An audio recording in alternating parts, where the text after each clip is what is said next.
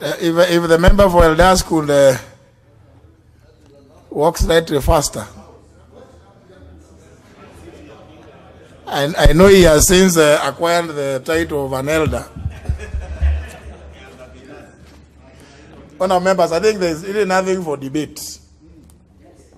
There's really nothing for debate. Even those who are getting excited, wanting to rise on points of order, there's really nothing out of order. The member for Kiharu and approached the speaker and the clerk upon being perturbed by media reports that he was proposing an amendment to clip, as used, or reduce the powers of the Director of Public Prosecutions. I did call for the bill by the Honorable Ndindi Nyoro to reduce or indeed affect the powers given to the Director of Public Prosecutions. One will need to propose an amendment to Article 157 of the Constitution. The bill which I have here by the Honorable Ndindi Nyoro is titled the Anti-Corruption and Economic Crimes Amendment Bill, National Assembly Bill number 6 of 2019, published on the 1st of March 2019. Now, this bill, as a member has quite clearly explained, has only 2 clauses. And in the Memorandum of Objects and Reasons, it is clear. All he is suggesting is to increase the penalty. Now, the media in Kenya, which as you know has its own freedom, has decided that to use that freedom to make claims that the Honorable Ndindi Nyoro has proposed a bill which has not been seen by anybody within Parliament. Because the only bill that the Honourable Member has proposed with regard to the issue of anti-corruption is this bill.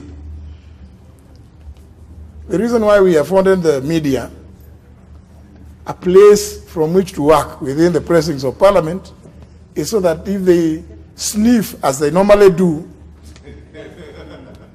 something, they can walk to the table office, get copies of the various legislative proposals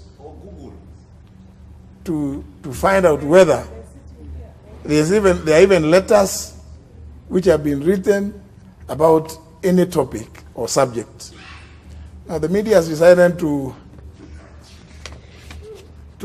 as it were, decided to character assassinate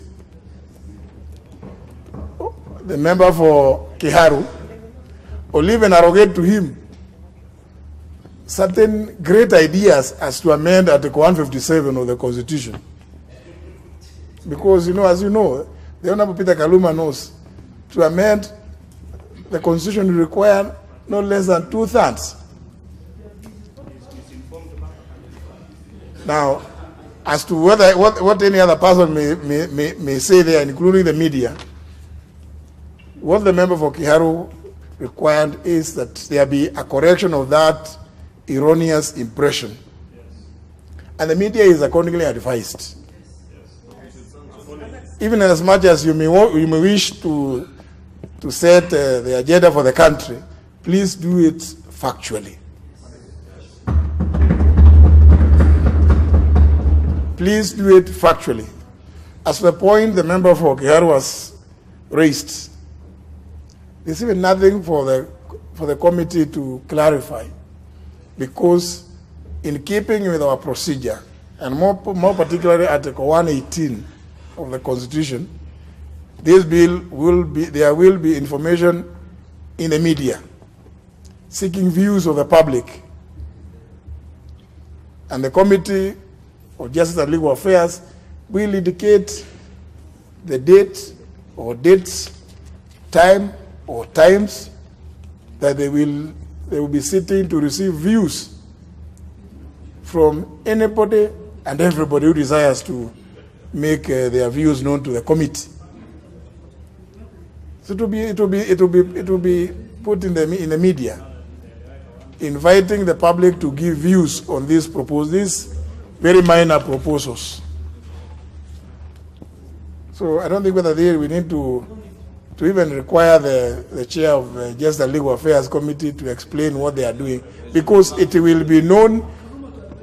We work in the open. The committees and the plenary is open. So the media do not need to second guess what is happening. They can just appear before the Justice and Legal Affairs Committee or even walk into the table office and they will get copies of this bill in abundance. And should they have difficulties reading, I will recommend to them that the Honorable Emilio Diambo can interpret what is suggested by the member for Kiharu, just in case they may not believe the member when he reads the memorandum of objects and reasons, which is very clear. So the Honorable Ndindi Nyoro, we do appreciate that, yes, this may have caused you a lot of anxiety because things were attributed to you which you did not. But the blame goes to the media, and we want to ask the media they should offer an appropriate apology both to the Honorable Ndindi Nyoro and to the National Assembly for wrongfully telling Kenyans about stories which could have been figments of their either fertile or infertile imaginations, as the case may be. So the Honorable Ndindi Nyoro, you are quite right to seek that clarification, and also to clarify to the House and to the country that what was purported to have been from your head must have been from the heads of those who wrote it.